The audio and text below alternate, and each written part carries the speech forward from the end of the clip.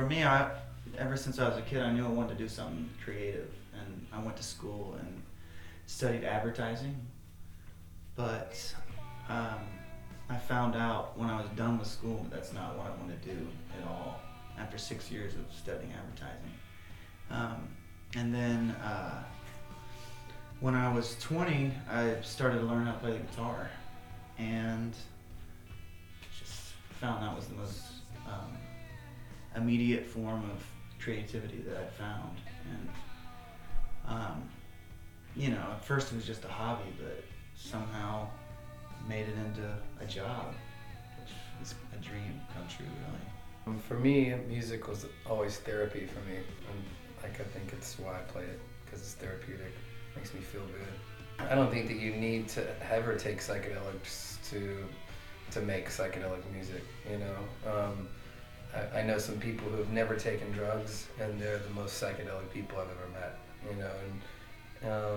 it definitely can be, open some doors and, kind of for certain people, but it's not for everybody. We always like to say that the music should make you feel like you're hallucinating. People have made them into bad things because it's propaganda of twisting things to make them seem bad. And they can be bad if used in excess, because you see that from a lot of bands in the 60s, like somebody like Syd Barrett, who is schizophrenic, from the beginning. So taking hallucinogenics for him only made it worse. And it's just about learning from lessons in the past so we don't repeat those same things. I did all the designs. That was my advertising and graphic design that I studied. When Alex is in there singing, I'm on my computer designing. Phosphine Dream was a friend of my dad's. Kind of had the idea that we should use that title, and it was probably like 2 or 3 years ago when he brought it to our attention. This idea of this Phosphine Dream, and to us, it just sounded so psychedelic, and it could take on so many meanings. What does it mean? What does exactly Phosphine Dream mean? And I think one of our interpretations is, it's when you're seeing light when light isn't there. And we had this song, and we didn't have a name for it. And one day Christian asked me, like, well, what are you going to call this song? And I said, it's going to be called Phosphine Dream. And he's like, oh, cool, nice. And and eventually, about 2 years later, when we had this record, we needed a name for the record. And Christian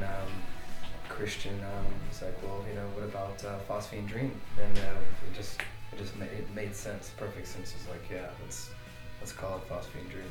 A lot of the songs were created in Texas before we went to Los Angeles to record the album, and a lot of them were longer songs. They were like maybe 5 minutes long. But this time we worked with a producer, where on the first 2 albums we just did ourselves. But we worked with this guy, Dave Sardi, in Los Angeles, and he helped us to craft the songs into just like the meat of the songs, instead of there being like a lot of space, 3 minute 30-second songs.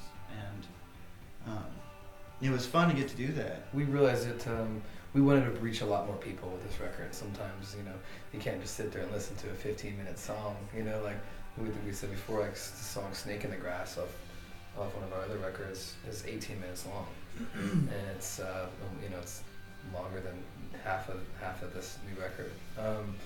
But it was about finding the song within the song, and I think whenever we worked with Dave, he helped us find that. We played with Anton one time, and it's like 2006 or something. Yeah, and South by Southwest. And he came on stage with us, and he's like, "Hey, I'm gonna play with you guys. This is a song we're gonna play, and it sounds like this." We're like, "Okay." Yeah, it was like a last minute thing though, because Brian Jonestown Massacre was supposed to play at this particular slot at the festival, and the other members were stranded at the airport, but Anton was there, and I remember it was maybe only like an hour and a half before that they were supposed to go on, we got the call, "Do you want to play this slot?" So we filled that slot, but Anton was there, so he taught us one of his 15-minute songs, and then we ended up playing that with him. Another band that we really like is Black Rebel Motorcycle Club. Alex and I went to a show in 2003 in Austin and saw them, and for me that was the moment when I knew that I didn't want to do advertising anymore. I wanted to play music. So, and the Warlocks played with them too. You know, as an idea, after having toured around the United States since 2005, we met just so many like-minded bands, and we thought it'd be fun to invite all of them into town for a weekend and, you know, have a psychedelic party.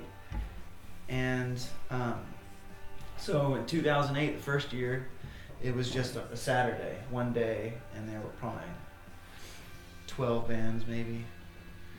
And then in the first and second year, we did the weekend before South by Southwest. It's a real big festival that bands from all over the world come to. And so we were having the festival the weekend before because a lot of the bands were coming anyway to the other festival. So we just, you know, it was easier for us because they were already coming. By the third year, it had expanded to 3 days, and it's now at the end of April. A lot of cool bands are playing. Rocky Erickson from the 13th Floor Elevators is playing. Spectrum, Crystal Stilts, and Crocodiles. Atlas Sound. A Black Moth Super Rainbow.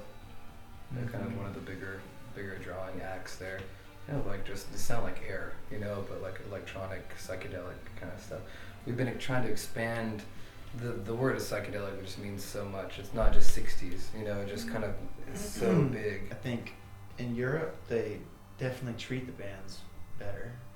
There's, I mean, the food is nicer, the accommodations are nicer here, and the crowds. Seems like European fans aren't afraid to show their appreciation for the music right then, at that moment, you know. I think a lot of people in America, they take the music back to their house and they dance at their house and stuff to the music, but when they come to the show, they're just like, oh, okay. You know? And they're just like afraid to show their appreciation, but right when they get back home, they're just dancing to the music again.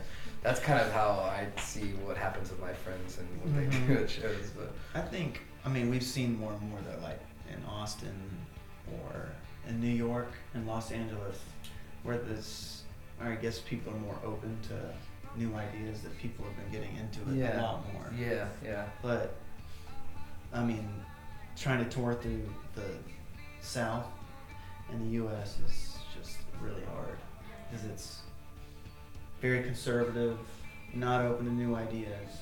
They're into, like, you know, a lot of like what's the pop star, like, not Britney Spears, beat the other one, Lady Gaga, stuff like that. I mean, that's just the shit's so big over there, and yeah, it's just they're into what they play on the radio, yeah, not into exploring other stuff. That's the difference. People here actively seek out music. They get on the internet, they search music. It's like a more intellectual way of finding music. There in America, I think the majority of people are just like taking what's force-fed to them. Well, you know, have you ever heard of the British books called Mr. Men? I remember seeing those when I was a kid, and I think in first grade I had to read those, and I can't remember one in particular that, I mean, there's like Mr. Nonsense and Mr. Sleepy. Yeah. Mr. Happy. Mr. Psychedelic, that's one. One was like Mr. Topsy Turvy, and you did everything upside down.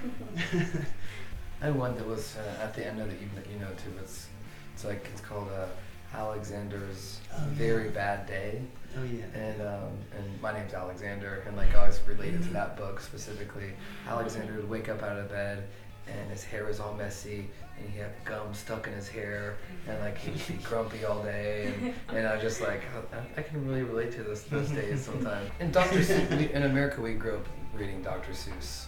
Yeah, I remember liking Shel Silverstein a lot. He had a poem book called Light in the Attic, and then Where the Sidewalk Ends, and then he had this one called The Giving Tree, there was like a little boy who got to be good friends with this tree that would make apples for him, and then he grew up, and the tree provided him with wood to keep the house warm, and then the little boy had a girlfriend and carved the heart in it and his initials, and then one day he just stopped coming to the tree, and the tree, became very sad, and then finally he came back as an old man just to look at the carving that he did, but then he left again, and then he came back as an old man.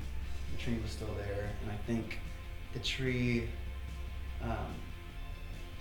somehow maybe provided it for his wheelchair or something. I don't know, but it was the giving tree. Yeah, it was like the spokes of his wheelchair. It was a pretty cool story.